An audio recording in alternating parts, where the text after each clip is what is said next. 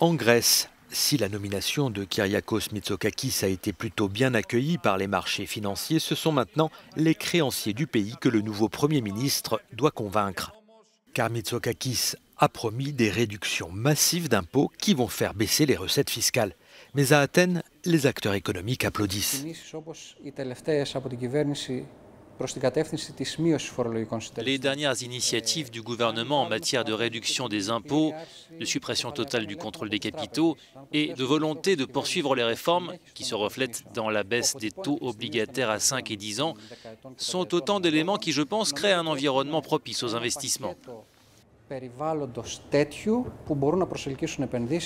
Mais les investissements ont besoin de financement, or le système bancaire grec n'est pas encore assez solide.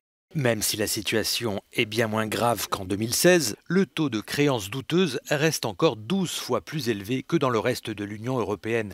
Face à ce risque, les banques restent donc frileuses. Nous exhortons le gouvernement à créer une banque d'investissement qui sera en mesure de garantir et de couvrir les banques. Les chambres des métiers devraient être autorisées à fournir une grande partie des petites garanties aux PME pour soutenir les banques et permettre aux liquidités d'entrer sur le marché.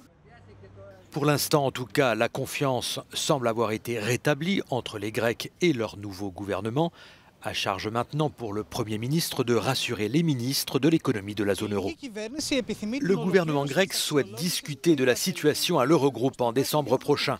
Athènes va essayer de négocier un accord pour réduire ses efforts financiers. L'idée est de prendre en compte les profits dégagés par la Banque centrale européenne dans le cadre du rachat d'obligations grecques, ce qui permettrait de réduire l'excédent primaire qui a été convenu avec les créanciers.